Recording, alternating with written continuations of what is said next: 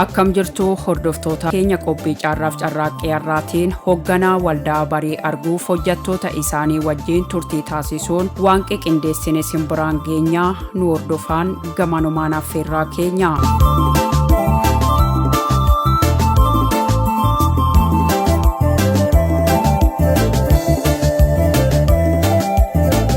Hojiilee garagaraa hojjechuuf buusanii baasanii itti yaaduu keessa ofii fi fedhii ofii dhaggeeffachuu hiriyaa fi maatii wajjin marii geggeessuu namoota waan hojjechuu barbaannu sanarratti ogummaa fi muuxannoo gahaa qaban wajjin marii taasisuu kitaabolee gara milkaa'inaatti nama geessuu danda'an dubbisuun hojicha yoo eegalan milkaa'ina agarsiisuun ni danda'ama. Hojiilee hojjetamurrattis galmaa fi milkaa'ina barbaachisu bira ga'uuf hojii tuffachuu dhiisuu hojiin ulfinaa fi kabaja ta'uu gadi fageenyaan haala yeroo hojii kabajuu fi fayyadamuu gorsa ogeeyyii fi leenjii fudhachuun akka leenjii fudhatasanitti hojiirra oolchuunis barbaachisaadha.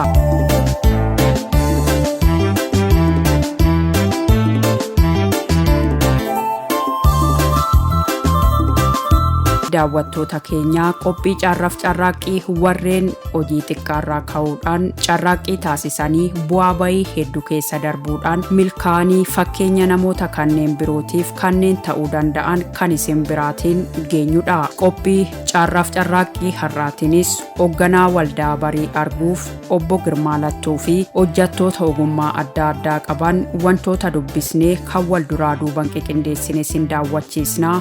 Ammalleen nu hordofaan affeerraa keenya.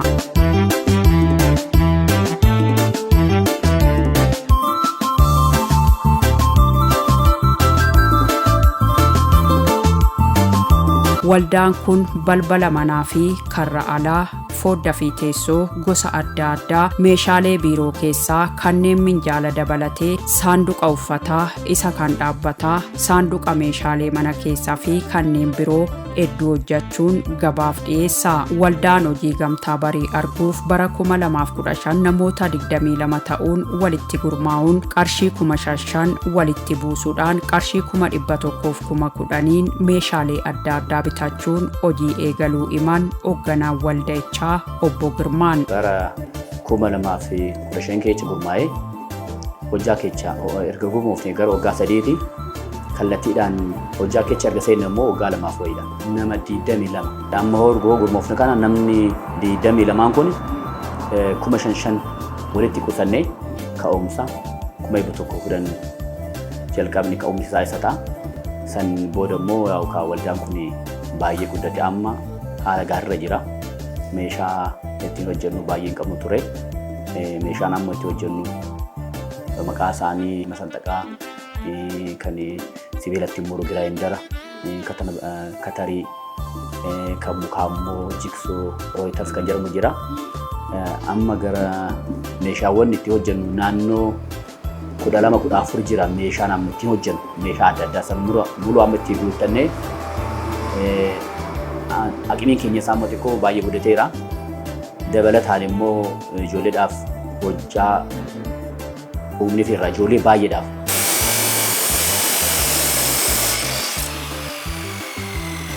Amma duraan hojjennu meeshaa baay'een qabnu ture. Meeshaa isa jalqabaa kanaan hojjechaa turre masanxaqaa jedhama. Kan gara birootiin immoo kun amma kan biloona ittiin hinuudha. Kun immoo kan diriirii wanna guddaa ittiin uruudha. Kun isan sadeen isaa immoo kanaan ala kunis hojjaan isaanii tokkodha. Kun maalfashaadha. Kun reejistiroo fi jiksoo jedhama.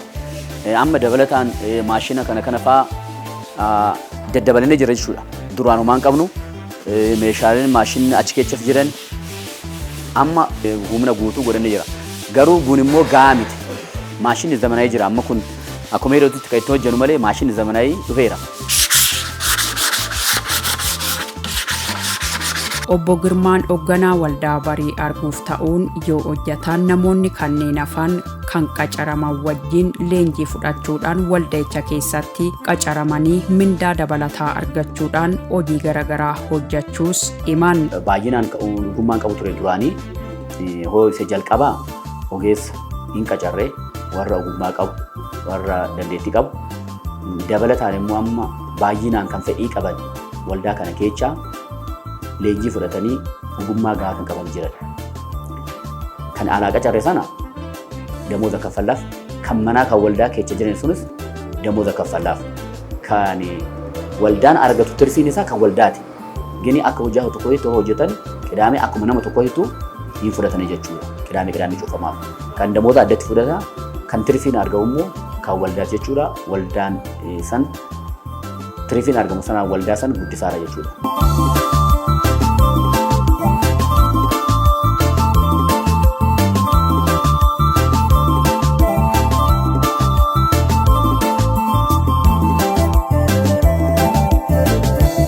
Amma kun biiroo keenya ganama dursinee nuti argamuu qabna. Ijoollee hojjettoota teenya tokko fulakkaatti nu asitti hin argamna. Tokko fulakkaatti hin argamna. Dursa nuti argamuu qabna. Ijoollee keenya kan dhufanii fi kan hin dhufne hin hordofna. Hojjaa dabareedhaan hojjenna. Har'a maal akka hojjetamu, boru maal akka hojjetamu kana ilaalla. Wanna nu barbaachisu immoo sibiila muka kan nu barbaachisu sana bilbilaan bilbilee na eejna. Gandaba isaanii hin dabarsinaa fi nu dhufa jechuudha.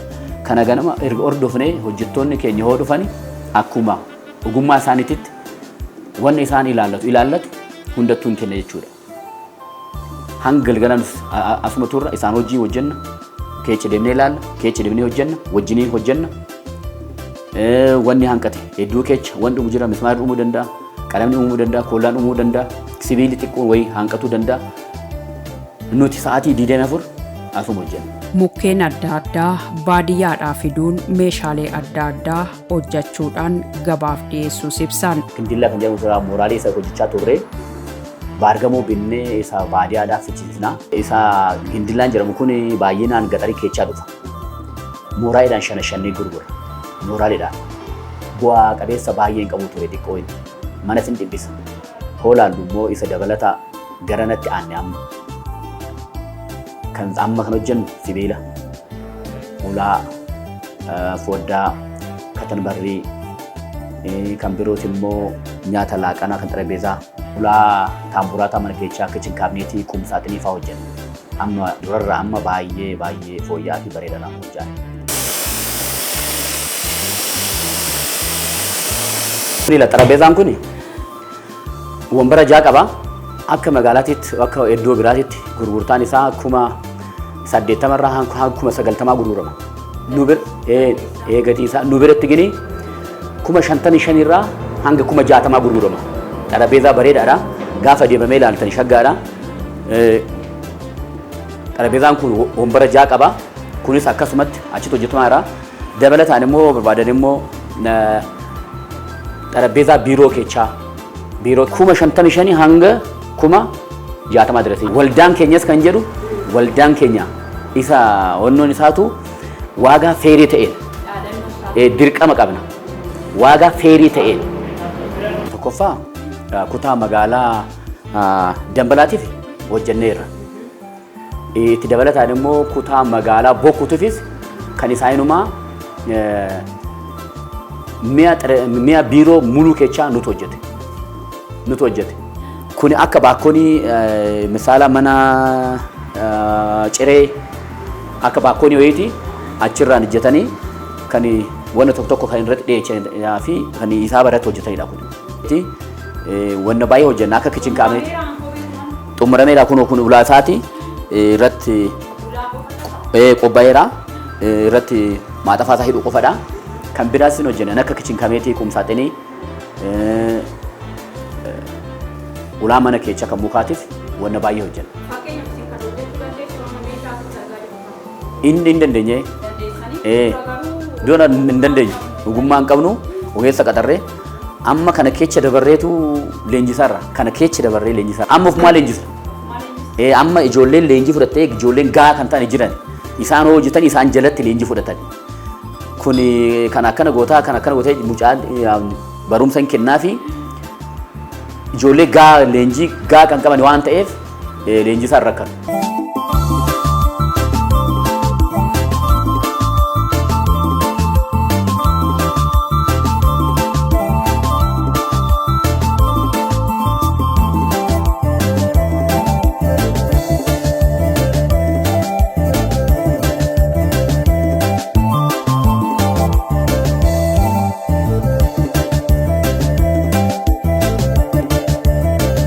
waldaan hojii gamtaa barii arguuf namoota fedhii qabaniif leenjii kennuun namoota achitti qacaramuu barbaadaniif immoo carraa hojii kan banan ta'uu ibsan. Carraa hojii uumuu kanarratti dhufanii nu gaafatanii ijoollee leenjii fudhatanii nuuf leenjii sana jedhanii durii sadaffaaf leenjisa irraa kanaaf immoo ragaan nuuf kennameera sartifikeettiin ijoollee kanatti kan ittiin leenjisa jechuudha.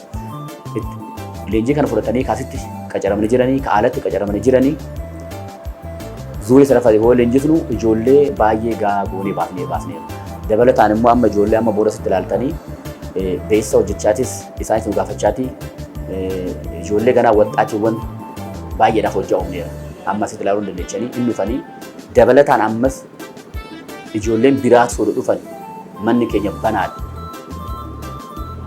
Hin barsiisna, hin leenjisna, ogummaa gaa hoo argatan barbaannu immoo hojjaan jiru hin qacarra hojjaa biraas immoo barbaannee hojjetan kun immoo akka gandaattis maqaa guddaa arganneerra ragaanis nu kennameera.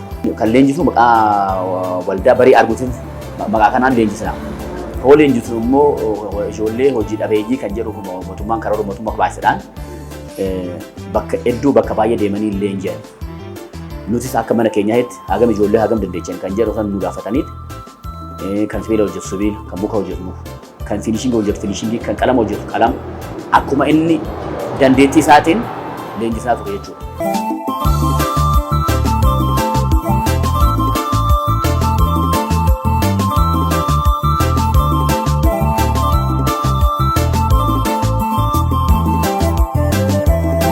Ijoolleen warri amma ijoolleen warri fiinishingii hojjetu kuni hojjaa uumnee fi irraa akkuma duratti hin jedhe sana amma mucaan kun hoo leenjuu haga torban tokko 15 leenjii kaffaltii marii fudhatan erga immoo humna godhatanii hamman erga gane immoo kan ja'aan kaffalamuuf jira kaareedhaan haga 5,000 hanga 6,000 akkuma hojjaa isaaniititti warroonni immoo amma guguddaan kan humna qaban jiran immoo amma misaala inni ogummaa gaa qaba inni fiinishingi kan hojjetu amma kun akkanatti kan hojjetu sana dursa erga maashinni kun anaaxeen hojjetee erga geesse inni immoo akkanatti bareechee nuuf haasarkaba jechuudha.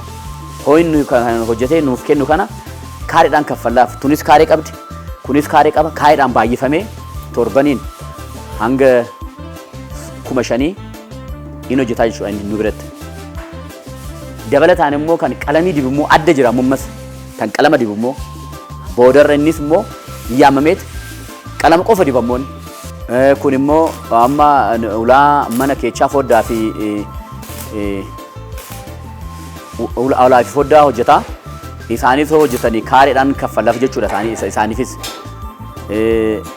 kan barri alaattis hojjetanii kaareedhaan kaffalamaa fi tanas hojjetu hundi hushiitu kaareedhaan qabdi erga inni immoo hojjetee fixee immoo kan chaakii hojjetu immoo jira addatti immoo kunis nama biraa hojjetanas chaakii hojjetu hin jira chaakii hojjetee immoo abbaan chaakii hojjetu hoo fixee immoo kan qalama dibu immoo innis addumera hunduu akkuma hojjetanii fi akkuma kaaree isaaniitti isaanii kaffalaaf jechuudha.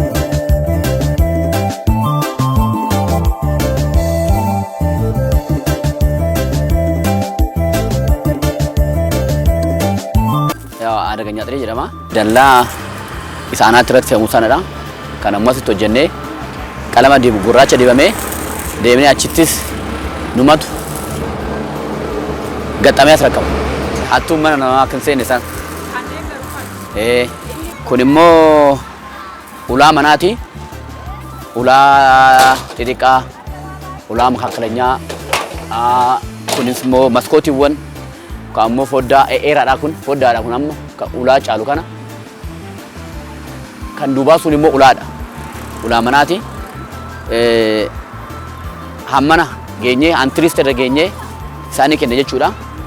Isaan immoo ogeessa isaaniitiin hin galfatu jechuudha. Barbaachisaa hoo ta'e immoo nuunis nuuf gaxama hoo jedhan deemnee gaxamnaaf. Garaagarummaa qabaa isa gamaa sana. Kun immoo kun ulaa alaati. Ulaa alaati kuni shaataradha. Kunis amma dhumateera jechuudha qophaa'eera. Yaa gizee achitti gaxamuudhaaf barbaadamu deemnee gaxamna jechuudha.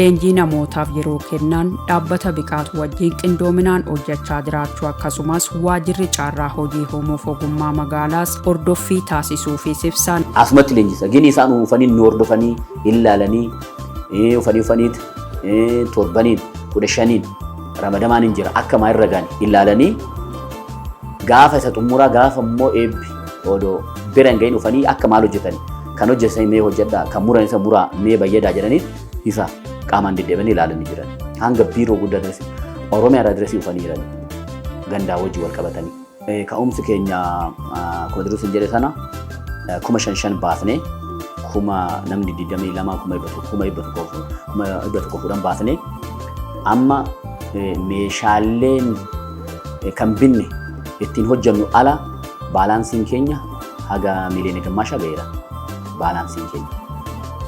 Katan barreen tokko amma kan hojjennee gurguru 80 irraa 100 hin gurgurama kan laaluun danda'amudha amma ulaan mana keessaatiif foddaa fi ulaa ayajaan hojjenna maaliif walitti dhufu waan ta'eef in akka xarabeezaa laaqanaa kana fa'aa hojjennee teechisna oonam dhufu waagaa feerii ta'een wanni nu ulfaanneen hin gurgura jechuudha.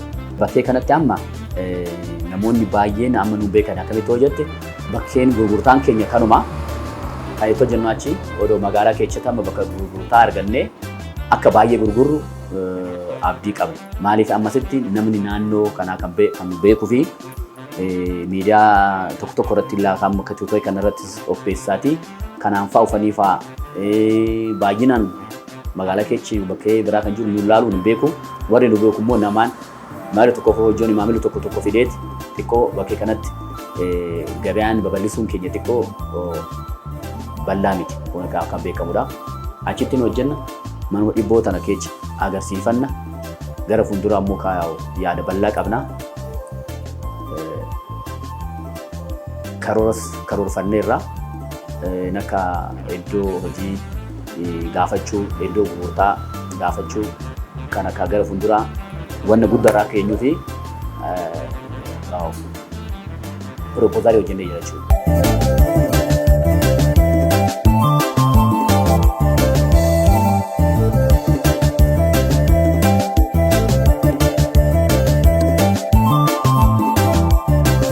Amma dhaamsi keenya haga adiraashaa keenya kaasneeti tuunee TikTok irratti gaddisneerra ammas qabatamaan dhugaadhaan ijoolleen leenjii fudhattu hoo jiraatte fedhii kan qabaatu hoo jiraatte ijoollee baay'ee ofitti qabnee akka leenjisu ammas kana eegaa irraa yaamicha keenya dabarsinaa ijoolleen waxaatiiwwan hojjaa hiikanii hojjaa hin jiru kan jedhu kun xiqqoo fudhataman qabuun jedhaan akka kiyyatti.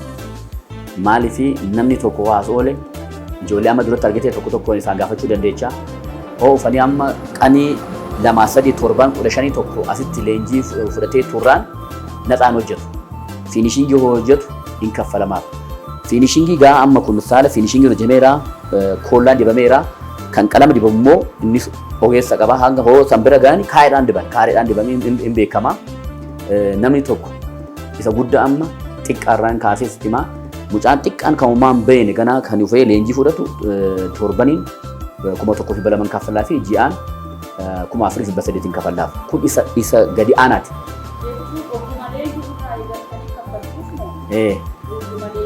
Hedduma leenjii erga fudhatee xiqqoo erga beekedha. Amma dura beeku amma inni agarsiisnaa inni hojjechiisnaa akkana wali jennaani erga of danda'ee wanna hojjetamu san hoo danda'e gara kaffaltii keessa seena jechuudha. Qacarri seena.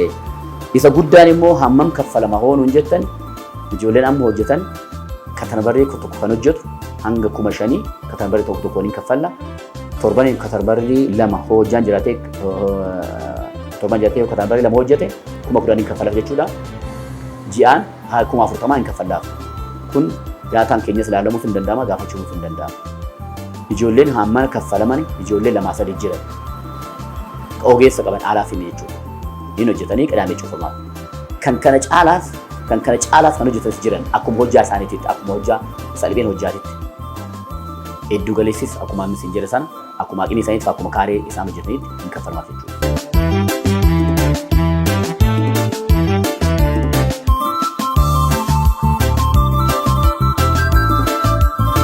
namoonni waldaa barii arguuf keessatti carraa hojii argatanis hojjetanii jiruuf jireenya ofii fooyyessaa akkasumas leenjilee namoota kanneen birootiif kennuu dubbatan. Maqaan koo Duulaan jedhama. Kan hojjedhu gaheen hojii kiyyaa hojii birataati. Hojii sibiilaa jechuudha. Kan hojjedhu kana Kanarratti ogummaa qabdaa? Kanarratti ogummaa qaba. Ogummaa biraas nan qaba. Ogummaa dabalataas qaba. Maalidha ogummaa natti qabu sun tarreessi? Ogummaa inni qabu kun akkuma duraan ibsamee jirutti jaanjiree jedhama. Dallaa irratti hojjetama. Hojii birataas balbala sanaan hojjedha. Hojiin kiyya kanumaan kan wal qabatudha. Hojii ogummaa baay'een as keessaa qaba. Waan hojjennu gahee hojii kiyyaa kanuma ture. Kan biraas jira waan hojjennu. Akkamitti baratte ogummaa? Ogummaa kana haaluma deemsaanii hojii kana baree ogummaa kana immoo erga dhufees ogummaa baay'een argadhe bakka biraatiin kan dhufus yeroo biraas hojjetee waan hin jiruuf iddoo biraattis immoo hojii biraa waan beekee jiruuf asitti gaafa dhufu immoo ogummaa baay'een argadhe baay'ee ogummaan kun baay'ee namatti tola hojiin mana kanaas immoo yoo hojjennu ogummaa gaariidhaan akka hojjennus obbo Girmaanis baay'ee nu gargaaru ogummaa addaa nu kennu nu gargaarus gargaara isaan immoo baay'ee ogummaa tokko yoo nutti himan illee waan akkana godhaa nu jiru gorsa guddaa nu kennu kana. Baruuf akkuma beekamu namni hojii tokko hojiin tufamu waan ta'eef hojii nan hojjedhee yaade hojii barachuu hojiin kamiyyuu waan hin tufamneef namni nan bara jedhee baruuf guyyaa baay'ee namatti fudhatu dandeettii immoo hin barbaachisa ogummaanis kunis ogummaa bareedaa yoo muuxannoo itti godhan hojii kana guyyaa baatii 2 baatii 3 keessatti sirriitti baruu danda'u jedhee yaada. ከሳውዲ አረቢያ 13 ዓመት ነው ያለው። እዚህ ሙያ አጠቃላይ አሁን ወደ 19 ዓመት ሰርቻለሁ። ለመልመድ አሁን ከኛ ታች ያሉ ልጆች አሉ። እንደዛ ነው ለመርነው ሁላችንም ከታላላቆቻችን እነሱ ስርስር በማለት ሲቆርጡ ሲበይዱ በስነ ስርዓት በመመልከት ነው ወደ ሙያው ልምድ የወሰድነው። እንደገናም ደግሞ አሁንም ዘመኑ በደረሰበት ደግሞ በትምህርትም አለ እንደነ ጂኤም ያሉ ሐዋስ የቴክኒክ ሙያ ማሰልጠኛ አሁን እያሰለጠኑ ያወጣሉ። በተለያየ በአውቶ መካኒክ በጀርናል ጂኤም ጀርናል መካኒክ በእነዚህ ብዙ አሁን ይወጣል። እኛ ግን በፊት በልምድ ነው። ሌንጂ ፍረቻትን አስውጥ ወረደትን ሞጃት እንደ ጀርቀበረ ሌንጂ አስመት ሌንጂ ተዛውጃ አስመት አንብዜ ከርብሮ እንደምን አስመት ናፈጭ አጉማ ከነው በናውቹ ወራመል ፎም በነደተን ወፊት ደረጉት እንደ ነው ቀጠና ማኪስ ወይኩን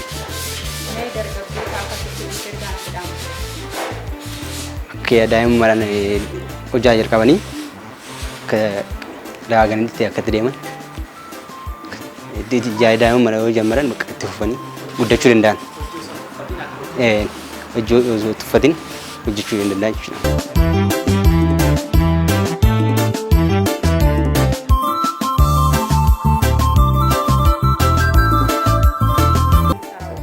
እኛ አሁን የምንሰራቸው ስራዎች እነዚህ አሉሚኒየም ኮፒ ይባላሉ። በአሉሚኒየም ስታይል የመጡ ናቸው።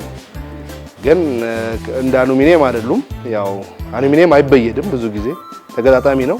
እነዚህ በብይድ ነው የሚሰሩት። ጥንካሬያቸውም ቢሆን ጥሩ ነው። ኳሊቲ ናቸው። የምንጠቀማቸው ማቴሪያሎች ኳሊቲዎች ናቸው። በርና መስኮቶች እንሰራለን፣ ከተም በሮች እንሰራለን፣ የውጪ በሮች፣ የበረንዳ ጌጦች እንሰራለን። አልፎም ደግሞ ሲመጣ የመጋዘን ከንቾችም እናለብሳለን። የመጋዘን ከንቾች ተሰፋፊ ስራዎችም እንሰራለን።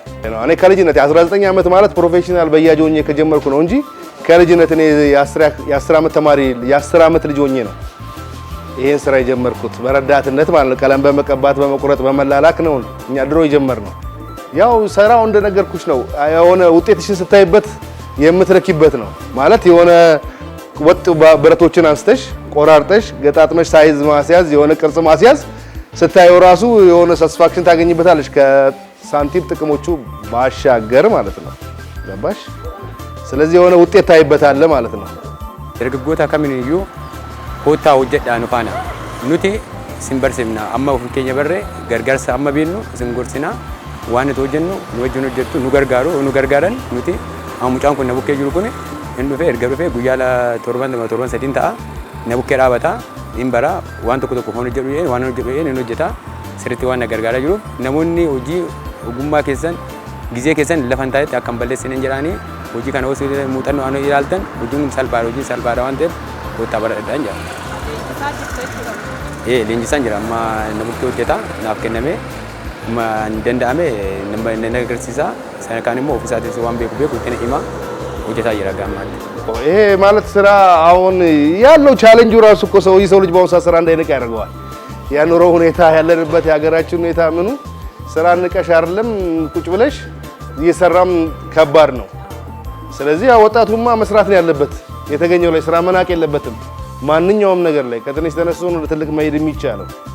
ስለዚህ ወጣቱ ስራ እንዳይንቅና እንዲሰራ ነው እኔ ጥሬን ማቀርበው በዚህ አጋጣሚ። ቃሞሌ ጫራ ከነ ኢሳኒፍ ኡማን ገለታ ቀባቹ ፊ ሲማን ኤርጋኒ ኑኑት ዳመኑ ዱራን ዱርስኔ ወልዳ ሆጂ ገምታ ንጉሜቼ ከናፍ ንጀጀቤሴ ሆጃ ይኔ አከም ቢት ኖፍኔ ከኑ ቀርቃሪፍ ገለታ ጉዳ ቀብና ኢቲናንሲሞ ሞቱማን ኬኘስ ቀራ ሆጂ ኡሙ ኑፉ ሆጃ ኑ ኡሜ ኑቱ ኑጀለትሞ ሆጃ ጆሌ ወጣ ዳፍ ኡምኔራ ሆጃ ኑ ኡሜ ካኒ ወሊት ኑቀበ ሞቱማፍ ገገለታ ቀብና ደበለታንሞ አከ መጋላ ኬኘት አከ መጋላ ዳማቲት ወዶ ቦታ ኤዶ ሆጂ አርገኔ ሆጃ ኬኘ ከነ በልዲፈኔ ነሞተ ባየ ወዶ ኦፍ ጀረ ቀብኔ ሆጀኔ ባየ ገመና ከናዊ ነገር ፍዳት ጡመረት ስካ ያው ስኒስ ውፍተኒ ንጅጀቤት ዳፍ ንዳዎች ባየ ገለታ ጉዳ ቀብና እስኒ ሱልፋዳ ጀነ